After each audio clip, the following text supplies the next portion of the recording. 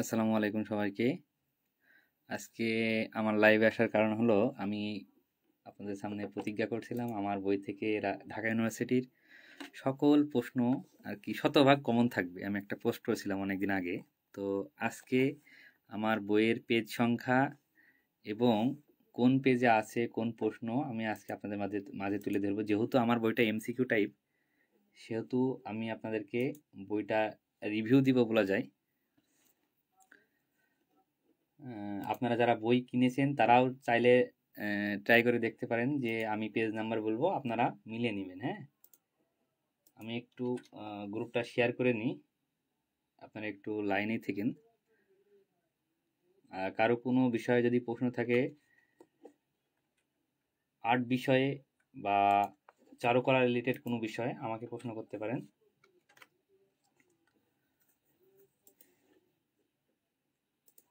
আমাদের বই থেকে শতভাগ কমন। হ্যাঁ, আমরা ধীরে ধীরে আপনাদেরকে দেখাবো। আমাদের অলরেডি আপনারা দেখেছেন যে কোথা থেকে আর কি প্রশ্নগুলো এসছে। প্রশ্নগুলো হয়তো দেখেছেন, কিন্তু কোথা থেকে এসছে আপনারা দেখেননি। তো আমরা আজকে শতভাগ, সত্যি কথা শতভাগই দেখাবো যে কোন প্রশ্ন কোথা থেকে এসছে। আপনারা কি আমার কথা শুনতে পাচ্ছেন? যদি শোনা যায় একটা কমেন্টে জানিয়েন যে শোনা যাচ্ছে। এমন শোনা গেলে একটু কমেন্ট করে জানিয়েন দয়া করে।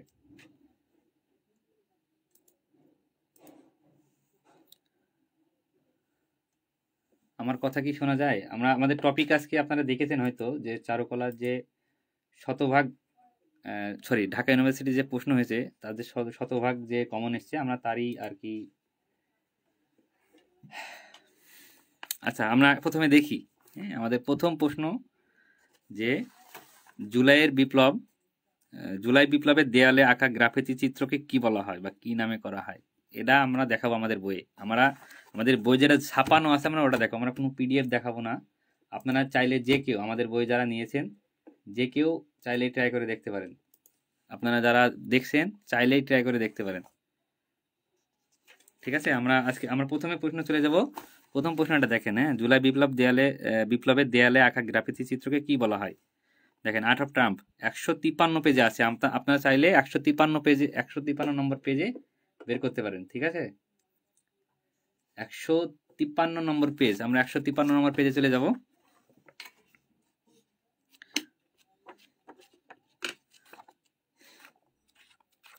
আমাদের যে কেউ, আপনারা যারা বই কিনেছেন যে কেউ এখন চাইলে ট্রাই করতে পারেন। হ্যাঁ, আমাদের ঢাকা ইউনিভার্সিটির যে প্রশ্ন হয়েছে আমাদের বই থেকে প্রশ্ন হয়েছে। হ্যাঁ, মানে প্রশ্ন হয়েছে আমাদের বই থেকে, এমন বলা ভুল। আপনারা চাইলেই দেখতে পারেন। এই দেখেন, দ্য আর্ট অফ ট্রাম্প। এটাকে দেখা যায়? একটু কমেন্টে করেন। হ্যাঁ, দেখা যায় কিনা একটু কমেন্ট করেন। দি আর্ট অফ ট্রাম্প আন্দোলনের, বা ওপরে টাইটেল দেওয়া আছে আমাদের, হ্যাঁ, যে জুলাই আন্দোলনের শিল্পকর্ম সম্পর্কিত। এখান থেকে জুলাই আন্দোলন যত শিল্পকর্ম সব এখানে আছে। হ্যাঁ, দ্য আর্ট অফ ট্রাম্প আন্দোলনের বর্ণিল গ্রাফি, যেটা প্রশ্নে ঢাকা ইউনিভার্সিটির প্রশ্ন আসছিল যে জুলাই বিপ্লবের দেয়ালে আঁকা গ্রাফিতি চিত্রের নাম কি? নাম কি? শতভাগ কমন। আমাদের ঢাকা বিশ্ববিদ্যালয়ে 25-26 শিক্ষাবর্ষ আজকে অনুপরীক্ষা অনুষ্ঠিত হলো 29 নভেম্বর। হ্যাঁ, আপনারা আপনারা চাইলে এটা চেক করে দেখতে পারেন। আপনারা আমাদের পেজে অলরেডি ছবি দেওয়া আছে, আপনারা চেক করে দেখতে পারেন। আচ্ছা, এটা প্রথম গেল। আমরা দেখালাম আমাদের 153 নম্বর পেজ, এটা সবাই দেখছেন। 153 আমাদের পেজ নম্বর দেখেন, 153। হ্যাঁ, 153 নম্বর page. The art of Trump আন্দোলনের বর্ণিল গ্রাফিতি চিত্র। কোন আন্দোলনে? এই যে উপরে দেওয়া আছে, জুলাই আন্দোলনের শিল্পকর্ম সম্পর্কিত। এখানে সব জুলাই আন্দোলন যা আছে। ঠিক আছে, এবার দ্বিতীয় প্রশ্নে চলে যাবো আমরা। আচ্ছা, আমাদের কথা যদি শোনা যায় একটু জানিয়েন। হ্যাঁ, কমেন্ট করে আপনারা জানিয়েন দয়া করে, তাহলে হয়তো সুবিধা হবে।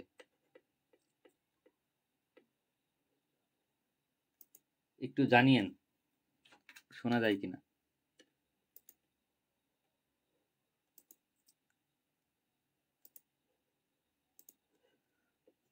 আচ্ছা, দ্বিতীয় প্রশ্ন দেখেন, হিউ শব্দের অর্থ কি? শব্দের অর্থ কালার, সবাই জানে। হিউ শব্দের অর্থ কালার। পেজ নম্বর 07, মানে 7 নম্বর পেজে আমাদের প্রশ্ন আছে। হ্যাঁ, হিউ শব্দের অর্থ কি? কালার। দেখেন 7 নম্বর পেজে, আমাদের এই বইয়ের 7 নম্বর পেজে চলে যাব।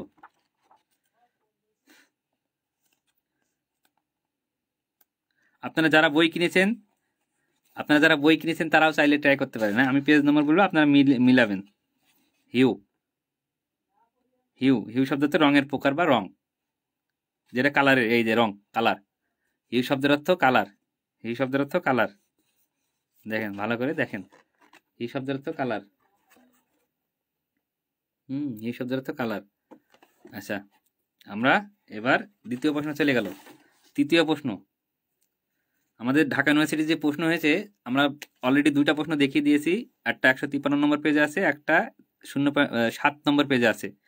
বাংলাদেশের জাতীয় সংসদ ভবনের স্থাপতি, এগুলো সব বইতে থাকবে। কিন্তু আমি যেগুলো দেখা, এরা আপনি দেখান রিসেন্ট বইটি, চারুকলার কোনো রিসেন্ট বইতে এটা আছে কিনা আমি জানি না, কিন্তু আমার বইতে এটা আছে। আমি 153 নম্বর পেজে দেখিয়ে দিলাম। বাংলাদেশ জাতীয় সংসদের ভবনের স্থপতিকে লুই কান, কারণ আমাদের এগুলো শিল্প সম্পর্কিত, এই জন্য আমার বইতে থাকবে মাস্ট। হ্যাঁ, বাংলাদেশ জাতীয় সংসদ ভবনের স্থপতিকে লুই কান, 148 পেজ। দেখেন, প্রথম লাইনে পাওয়া যাবে আশা করি পেজ নম্বর। আপনারা যারা বই কিনেছেন তারা চাইলেই মিলাতে পারেন। সরি, 147, এই যে 148। দেখেন, বাংলাদেশ কয়েকজন স্থাপত্যকর ও স্থাপত্য। দেখেন, জাতীয় সংসদ ভবন লুই কান, দেখছেন, বাংলাদেশ জাতীয় সংসদ ভবনের লুই কান। এরা প্রথমটাই দিয়েছে, বাংলাদেশ জাতীয় সংসদ ভবনের লুই কান, বাংলাদেশ কয়েকজন স্থাপত্যকর ও স্থাপত্য। এটা ঢাকা ইউনিভার্সিটির আজকের পরীক্ষায় এসেছে, আমি তারই রিভিউ করছি। মানে শতভাগ কমন তো শতভাগ কমনই, কোনো মার নেই। আচ্ছা, এটা গেল 3 নম্বর। 4 নম্বর প্রশ্ন, নায়র কার আঁকা? নায়র চিত্রকর্মটি কার আঁকা? আমি গতদিন যে পরীক্ষা নিয়েছি, তারাও পারবে, কারণ তারাও ওই পরীক্ষাটা দিয়েছে, তারা সব পারবে। আমরা কামরুল হাসান টপিকে 126 নম্বর পেজে আমাদের বইয়ের আছে, 126 নম্বর পেজে আমাদের বইয়ের আছে কামরুল হাসান টপিকের। আমরা 126 নম্বরে চলে যাব।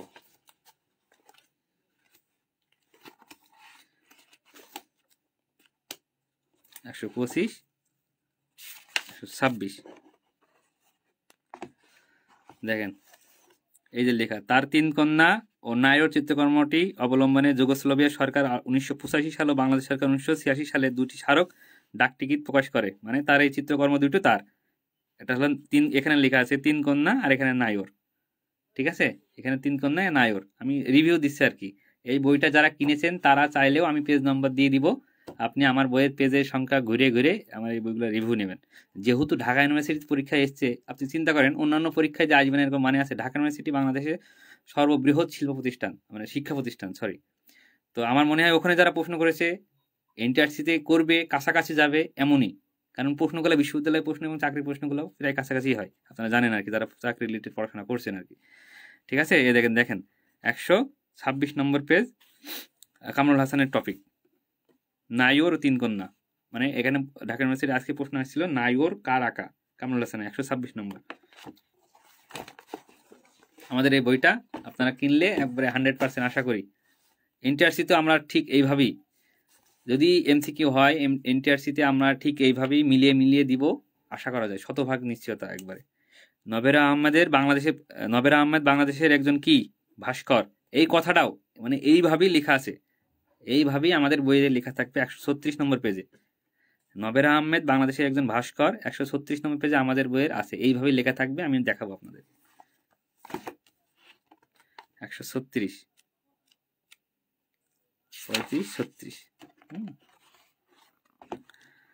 এই যে নবের আহমেদ কি, খালি ভাস্কর্য লেখা। দেখেন, নবের আহমেদ সম্পর্কে শুধু ভাস্কর্যই লেখা, আপনারা চাইলে দেখতে পারেন। কিন্তু ভাস্কর্য ভাস্কর্য ভাস্কর্য, ভাস্কর ভাস্কর ভাস্কর। প্রথম নারী ভাস্কর হিসেবে পরিচিত নবের আহমেদ, তিনি একজন নারী। ঠিক আছে, তিনি বাংলাদেশের আধুনিক ভাস্কর্যের প্রতিকৃতি। ঠিক আছে, আর কি দেখাবো, এখনো দেখাবো, শুধু সাথে থাকবেন। এটা দেখলেন নবের আহমেদ, নবের আহমেদ একজন ভাস্কর। তারপরে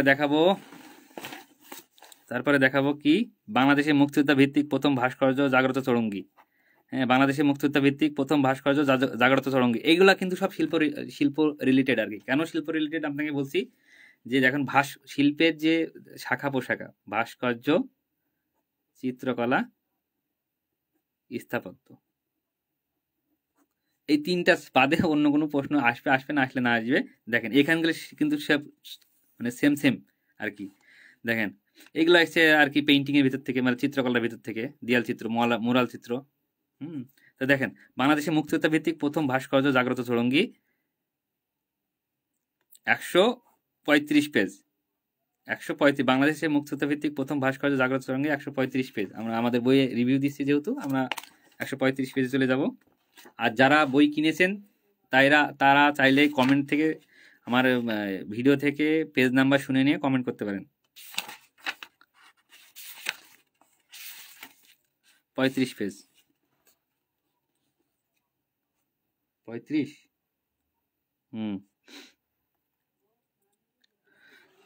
শিল্পী আব্দুর রাজ্জাক, দেখতে পাচ্ছেন? শিল্পী আব্দুর রাজ্জাক, জাগ্রত চৌরঙ্গী যিনি করেছেন। জাগ্রত চৌরঙ্গী, জয়দেবপুর চৌরাস্তা, গাজীপুর।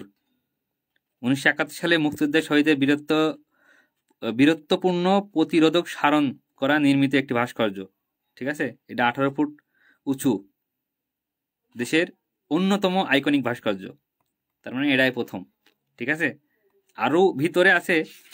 আমি যদি এইদিকে যাই, আপনি ভিতরে পড়লে এগুলা পেয়ে যাবেন। হ্যাঁ, ভিতরে পড়লে ওটা লেখা আছে, বাংলাদেশের প্রথম ভাস্কর্য, ওটা লেখা আছে। আমি এখানে জাস্ট আপনাদের রিভিউ দিচ্ছি যে আমার বইতে আছে। আর যারা বই নিতে চান তারা আমার সাথে হোয়াটসঅ্যাপে যোগাযোগ করতে পারেন। আর আমি রিভিউ যেহেতু দিচ্ছি, রিভিউটা আগে শেষ হোক। তারপরে নবান্ন চিত্রকর্মের শিল্পী কে, এগুলো সবাই পারবে। জয়নুল, তাও দেখাবো।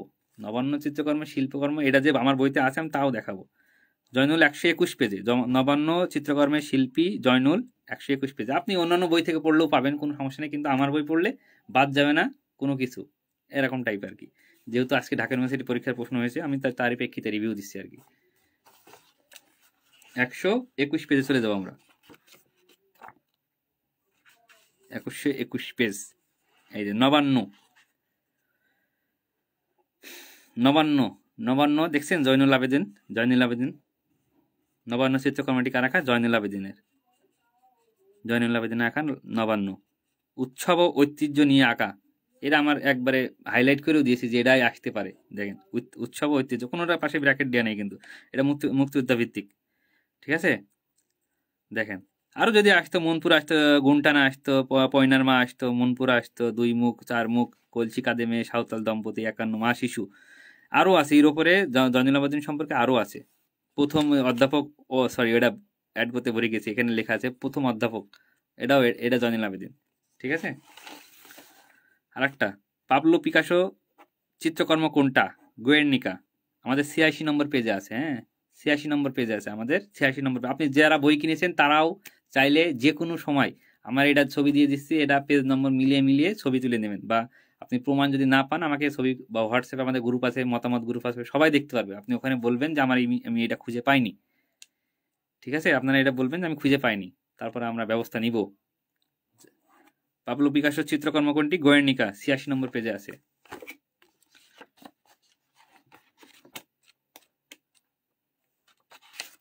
নম্বর পেজ, পাবলো পিকাসো। আচ্ছা, পাবলো পিকাসো একজন কিউবাজিম আর্টিস্ট বলা হয়। হ্যাঁ, পাবলো পিকাসো হলো কিউবিজম শিল্পের একজন, আন্দোলনের একজন শিল্পী।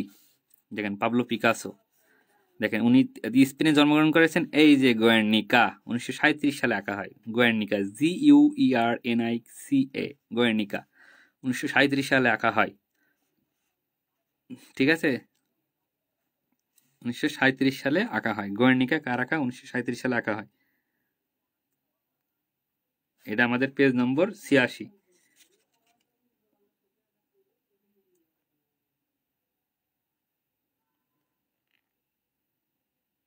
আরো আমাদের এখানে আরো গুরুত্বপূর্ণ অবজেক্টিভ আছে, এগুলাও পড়বেন। শুধু ছেড়ে দিলে হবে না, আরো পড়বেন। আমরা যে পরীক্ষাগুলো নিচ্ছি, আপনারা চাইলেই সেগুলো পরীক্ষা দিতে পারবেন। শুধু 200 টাকা ফির মাধ্যমে আমরা পরীক্ষাগুলো নিয়ে থাকি। এখন এক নজরে আপনি চাইলেও দেখতে পারবেন। আমাদের বইয়ের রিভিউ তো আপনি দিই না, যখন যারা নিয়েছে তারা আমার মনে হয় না কোনোদিন আর ঘুরিয়ে কথা বলবে যে ভালো নাই বইটা। ঠিক আছে, আমার মনে হয় না। তো এই গেল 8টা প্রশ্ন, 8 থেকে 10টা প্রশ্ন আমাদের শিল্পকলা সম্পর্কে। 40টা প্রশ্ন থাকে যেখানে, সেখানে 10টা হলো 10টা, সরি এখানে ভুল হলো, 10/40, যেখানে আপনার 10টা থাকে হলো চিত্রকর্ম বা কি চারুকলা রিলেটেড 10টা। তো তার ভিতরে অরিজিনালি 10টার ভিতরে 10টাই 100% কমন আমার বই থেকে। এখানে আমি 8টা লিখতে পেরেছি, আর 9টা 10টা ওটা সাদা রং। সাদা কোন ভাষা থেকে এসেছে, সাদা কোন ভাষা থেকে এসেছে, এটা কোনো বইতেই পাবেন না আপনি, শেষ। এটা কোনো বইতেই পাবেন না, ঠিক আছে। আর আমাদের বই আরো দেখায় আপনাদেরকে আমাদের বইটা কেমন, আপনাকে একটু রিভিউ দিয়ে দিই। এটা আমাদের সূচিপত্র, এই সূচিপত্র অনুযায়ী পরীক্ষা হবে। যদি কেউ পরীক্ষার ব্যাচে ভর্তি হয় তাহলে আপনি এই সূচিপত্র ধরে ধরে আপনি নেট থেকে পারেন, যে কোনো বই থেকে পারেন, যেখান থেকে পারেন পড়ে আপনি পরীক্ষা দেবেন। দেখেন আমাদের শিল্প কাকে বলে, এরা শিল্প সম্পর্কিত, এবং নবম দশম শ্রেণী শিল্পের বইয়ের থেকে শিল্পের প্রকার বোধ আপনি চাইলেই বইটা খুলে দেখতে পারেন। দেখেন নবম দশম শ্রেণী বই থেকে শিল্পের প্রকারভেদ 2 প্রকার, ঠিক আছে। একটা চারুশিল্প, একটা হলো কারুশিল্প। এটা আপনি নবম দশম শ্রেণী বই যারা পড়েছে, পরীক্ষা যারা দিচ্ছে তারা চিনবেন, না হলে। আর চারুকলা যারা পড়বেন নতুন, ভাবছেন যে আমি কি পড়বো না পড়বো, প্রথমে 9, 10 বইটা শেষ করবেন, তারপরে 8 বই শেষ করবেন, তারপর 7, তারপর 6, তারপর শেষ। আর তারপরে আমার বইটা শেষ করলে 100% আমার বইটা শেষ করলে 100%। কিন্তু তার আগে আপনাকে অবশ্যই চারুকলা যে 4টা বা 5টা ইয়ে বই আছে, বোর্ড বই আছে, ওটা শেষ করাই লাগবে আপনার, না হলে চারুকলা হবে না। আপনাকে অবশ্যই বোর্ড বই শেষ করা লাগবে, বোর্ড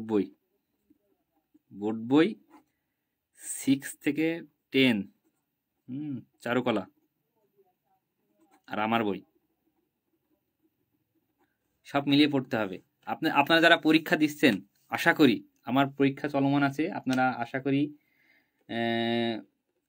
এই সুমি আপু প্রাইস কত, আমাদের এক্সাম সহ আমাদের বইয়ের দাম 600 টাকা, 200 টাকা এক্সাম, 100 টাকা কুরিয়ার। অবশ্যই 900 টাকা পেমেন্ট করতে হবে, বা 920 টাকা, 120 টাকা, সরি 920 টাকা।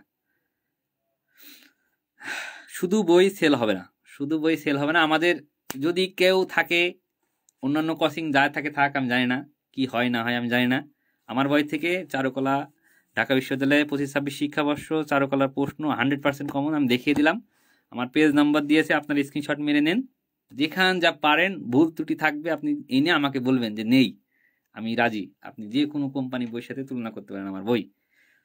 এখন যদি বলতে পারে আমি এই বই থেকে কপি করেছি, ওই বই থেকে কপি করেছি, বই যারা লেখে তারা কপি করে, ঠিক আছে। এই জন্য আমি রেফারেন্স দিয়েছি, আমি কোথা থেকে কপি করেছি, এটা একটা বিষয়, আমি কোথা থেকে কপি করেছি এইটা। আপনারা এই বই চাইগুলো এইগুলা কিনলে আপনারা আমার বই পড়া লাগবে না। আপনি যদি এই বইগুলা কিনেন তাহলে আমার বই শুধু শুধু পড়া লাগবে না, শেষ, ঠিক আছে। যদি আমার বই কেনেন, মানে এই বইগুলা কেনেন, তাহলে আমার বই কেনা লাগবে না, আপনি এই বইগুলা পড়লে হবে। আপনি স্ক্রিনশট মানেন যে এই বইগুলা কিনবো আমি।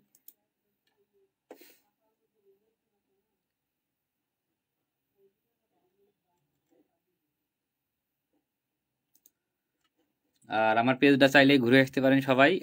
যারা পরীক্ষা দিচ্ছেন, পরীক্ষার কাল প্রশ্ন কেমন ছিল একটু কমেন্টে জানাবেন। যারা দেখছেন পরীক্ষার প্রশ্ন কেমন ছিল, আমার লাইনে এখন মনে হচ্ছে অনেকে আছে, 10 জন 11 জন। তো পরীক্ষার প্রশ্ন কেমন ছিল শুনি আপনাদের কাছ থেকে, পরীক্ষা যারা দিয়েছেন আর কি। একজন অনেক নাম্বার পেয়েছেন, তাকে অসংখ্য ধন্যবাদ। বোর্ড বই থেকে কত কমন পড়বে এটা তো বলা মুশকিল, কারণ বোর্ড বই থেকে এভাবে কত পার্সেন্ট কমন পড়বে আমি তো আপনাকে বলেই দিলাম। 5টা বই 4টা বই আর আমার বইটা মিলে মোট 5টা বই লাগবে আপনার চারুকলা শিখতে হলে বা এমসিকিউ পরীক্ষা দিতে হলে। শুধু বোর্ড বই যদি হয় তাহলে হবে, কোনো সমস্যা নেই। বোর্ড বই পড়লে 100% কমন পাবেন, এটাও কোনো বিষয় নাই, ঠিক আছে। আজকের সবচেয়ে বেশি মার্ক করেছেন একজন আছে, ওনার নামটা আজকে বলবো না, ওনাকে আমি কিছু একটা উপহার দিব। আজকে পরীক্ষাটা তুলনামূলক আমার প্রশ্ন হলো স্ট্যান্ডার্ড। গত দিনের পরীক্ষা থেকে 2টা প্রশ্ন কমন এসছে, গত দিনের পরীক্ষা থেকে 2টা প্রশ্ন কমন এসছে, ঠিক আছে? আপনারা চাইলেই যারা নতুন পরীক্ষা দিয়েছে প্রাইভেট ব্যাচে, হ্যাঁ হ্যাঁ খোকন ভাই, আমি তো অবশ্যই অবশ্যই প্রতিটা অধ্যায় থেকে পরীক্ষা হবে। আমি তো আপনাদের বোর্ড বইটা শেষ করে নিচ্ছি আগে। বোর্ড বই না শেষ করলে আপনার আমার বইটা একটু বুঝতে অসুবিধা হবে, হ্যাঁ। কারণ আমাদের বেজ হলো আপনার হলো গাইড বেজ।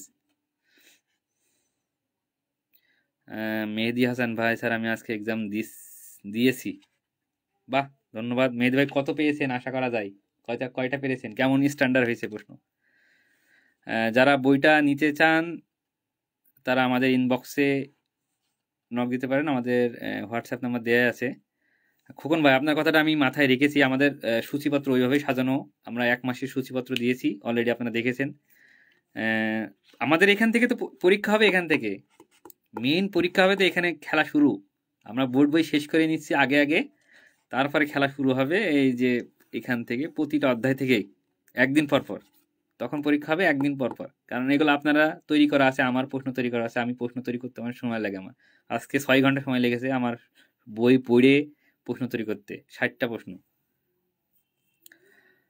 আমার বইটা পড়লে, আপনার বইটা পড়লে নিবন্ধন পাশ করা যাবে? যদি এমসিকিউ হয় যাবে, এমসিকিউ না হলে আমি জানি না। কারণ এমসিকিউ হলে শতভাগ যাবে। আর যদি এমসিকিউ না হয় সেক্ষেত্রে আপনাকে অবশ্যই আলাদাভাবে, যেমন কিছু টপিক আপনাকে পড়তে হবে, যেমন রেনেসা, বা আপনার যদি এইগুলা আপনার হলো রিটেন টপিক হলো এখান থেকে, হ্যাঁ, এখান থেকে মেসোপটেমিয়া থেকে, সরি প্রাগৈতিহাসিক থেকে লিখিত টপিক, প্রাগৈতিহাসিক শিল্পকলা, এইগুলো আমাকে যেটা দেয়া আছে এর আগে যদি ভূমিকা এবং শেষে উপসংহার অ্যাড করে দেন তাহলে লিখিত শেষ। বুঝতে পেরেছেন? যারা আমার বই লিখিত এটা কিনবে, 50 সার্কুলার কবে দিতে, সার্কুলার বিষয়টা আমি জানি না, হ্যাঁ। সার্কুলার কবে দিতে পারে না পারে, এখন আমার ব্যাচে যারা ভর্তি হয়েছেন তাদের গতকাল যে পরীক্ষাটা হয়েছে, দ্বিতীয় এবং তৃতীয় মনে হয়, দ্বিতীয় না পঞ্চম অধ্যায়ের ওপর, চারুকলা রিলেটেড, শিল্পী রিলেটেড। আমাদের কোর্স ফি, পরীক্ষা যদি দেন, শুধুমাত্র পরীক্ষা 200 টাকা, সেক্ষেত্রে বই দিব না। বই আপনার সূচিপত্র দিব, আপনি যেখান থেকে পারেন সেখান থেকে পড়বেন। আর যদি টোটাল হন 8 সহ, টোটাল হন 8, এক্সাম আর বুক 2000। আমাদের পরীক্ষা চলমান আছে, আপনারা দিতে চাইলে পরীক্ষাটা দিতে পারেন। ওটা কিছু কিছু পরীক্ষা আমরা ফ্রি নিব, সবাই দিতে পারবে। একেবারে আমাদের বাধ্যবাধকতা নেই যে সব আমরা একবারে 800 করে কেউ দেখবে না, এরকম কোনো সিস্টেম নেই আমাদের। আপনারা দেখতে পারবেন, আমরা যে ড্রয়িং ক্লাস নিয়েছি আপনারা তাও দেখতে পাচ্ছেন, যে আমরা, আপনি পেজ স্ক্রল করলেই পাবেন আমাদের পেজ। আর আরেকবার আপনাকে বলে দিই, যদি বইটা নিতে চান তাহলে আমাদেরকে নক দিতে পারেন, বইয়ের সাথে আপনারা এক্সামটা ফ্রি দিতে পারবেন। আর প্রশ্ন ধরন আজকে কেমন হয়েছে আপনারা দেখলেই বুঝতে পারবেন যে এমনই স্ট্যান্ডার্ড প্রশ্ন হয়, ঠিক আছে? আমার বই থেকে নিবন্ধন পরীক্ষায় অবশ্যই পাশ করবেন ভাই, যদি পড়েন। যদি হাসান রাজা ভাই যদি বই পড়েন তাহলে 100% পাশ করবেন, 100%। আর আদার্স সাবজেক্ট আপনার যে জেনারেল মার্ক, ওটা কিন্তু আপনার পাশ করা লাগবে, ঠিক আছে? আমার বই পড়ে পাশ করে গেলেন, অন্য সাবজেক্ট ফেল করে গেলেন, তাহলে তো হলো না।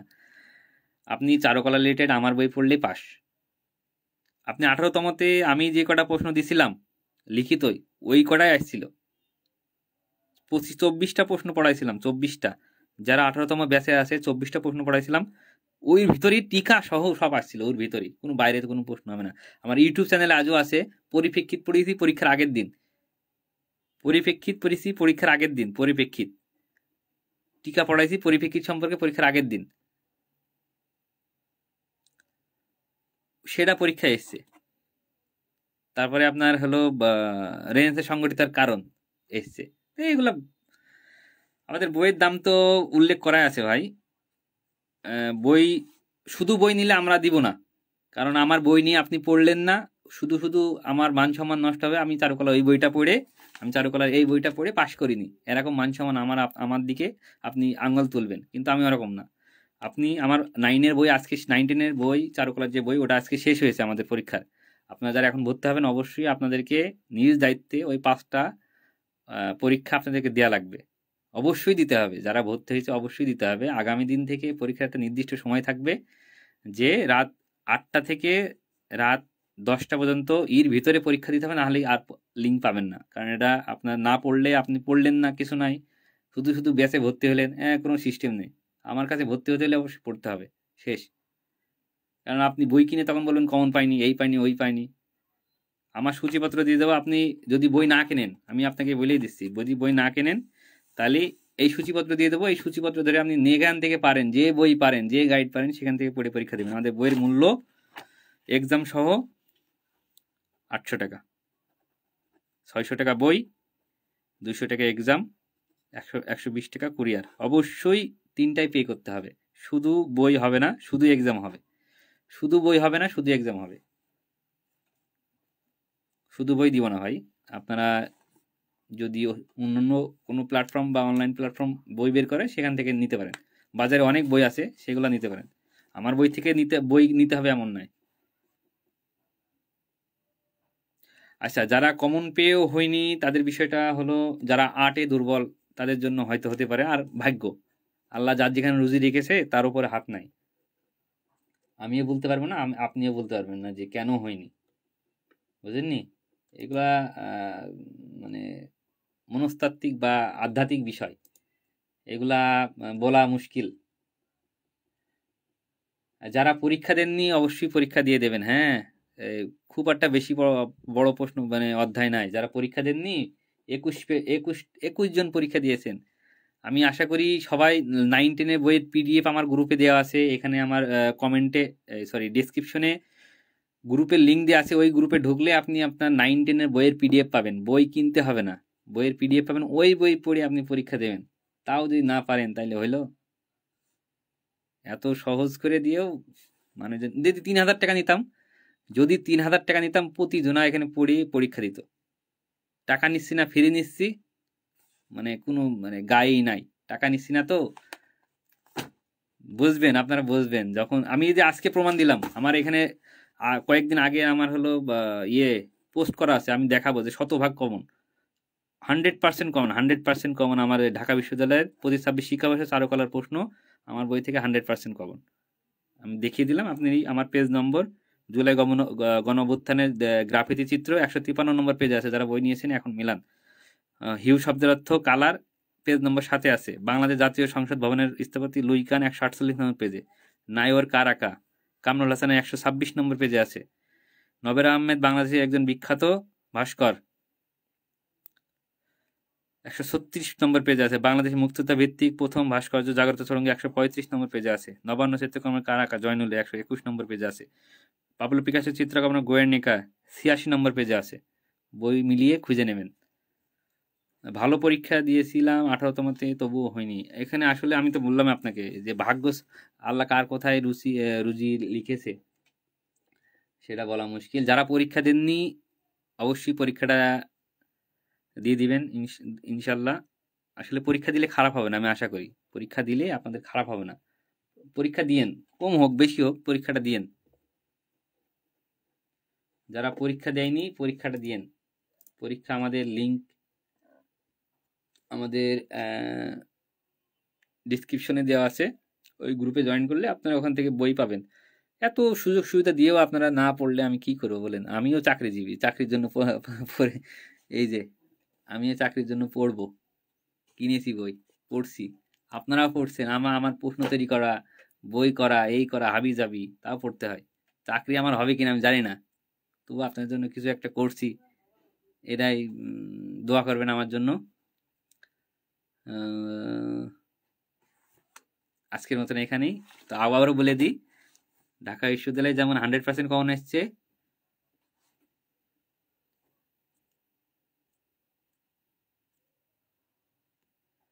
মনে নিয়েন না প্রথম 6ষ্ঠ শ্রেণীর বই থেকে আগে পরীক্ষা নেন, আমি ইনশাল্লাহ পরীক্ষা দিব। আমরা প্রথমে শোনেন, আগে ষষ্ঠ শ্রেণী নিলে হেলফেলা হয়ে যাবে। হ্যাঁ, আপনি 9-10 বইটা পড়েন খোকন ভাই, আপনি 9-10 বইটা পড়েন। আপনি কোথায় কি করছেন না করছেন আমি জানি না। যদি এমসিকিউ হয়, আমি অলরেডি অনেক কয়টা প্রতিষ্ঠানই খবর নিয়েছি, সবাই এমসিকিউ বলেছে। যদি এমসিকিউ হয়, যদি এমসিকিউ হয় তাহলে কিন্তু পাশ করা দুষ্কর হয়ে যাবে যদি বোর্ড বই আর আমার বই না পড়েন। হ্যাঁ, আমি তো বলেই দিচ্ছি, এই যে আমি পরীক্ষা নিচ্ছি এটা বোর্ড বই থেকে নিচ্ছি। আপনারা যান, কয়টা প্রশ্ন পেয়েছে যান, 50% পাস করা, 50% হলে পাস করবেন আপনি, সাবজেক্টিভ 50% হলে পাস করবেন। তো ওইভাবে ভাবা ভুল যে আমি ষষ্ঠ শ্রেণী থেকে হলে পড়বো, না হলে পড়বো না, তাহলে ভাই আপনার দ্বারা হবে না, আপনি যেই হন না কেন। শেষ, আমি যা বলে দেবো রুটিন, ওই রুটিন। আগে 9-10, তারপর 6-8, তারপর 7, তারপর 6, তারপর আমার বই। কারণ আমি বেশি যখন পড়িয়ে দেবো, তারপর যখন 7-এ বইতে চলে যাবো তখন আরো ছোট হবে। বিশ্ববিদ্যালয়ের বিগত সালের প্রশ্নগুলো কি আছে ওই বইতে? আছে অল্প করে, অল্প করে আছে, কারণ প্রতিবার 10টা করে আসে। হ্যাঁ, প্রতিবার 10টা করে আসে। আর এবার এগুলো তো আমি অ্যাড করে দেবো হলো আপনাকে। এই যে এগুলা দিয়ে আছে, ট্যাপা পুতুল মূল অপকরণ, এই যে এটা ভুল দিয়ে আছে। হ্যাঁ, এটা ভুল দিয়ে আছে আমার বইয়ে 4 নম্বর প্রশ্ন, এটা ভুল দেওয়া আছে। আপনারা একটু তথ্যটা ইয়ে করে নেবেন, আমি ইয়ে করবো আর কি।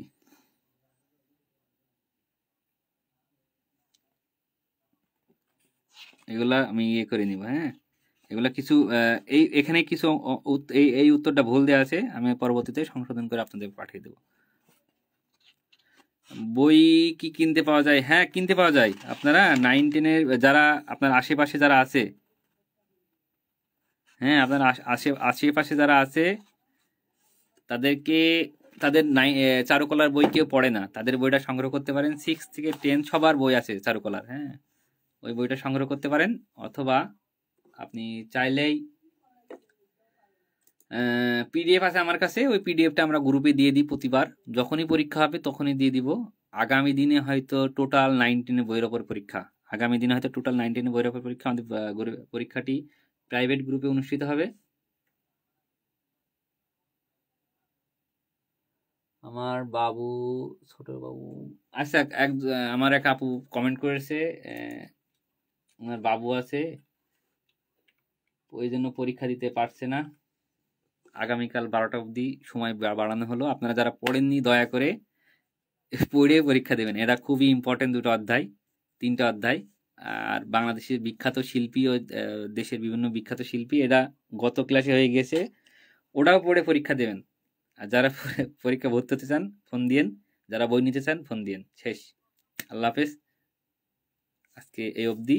যারা পড়েননি অবশ্যই পড়বেন, যারা পড়েননি অবশ্যই পড়বেন।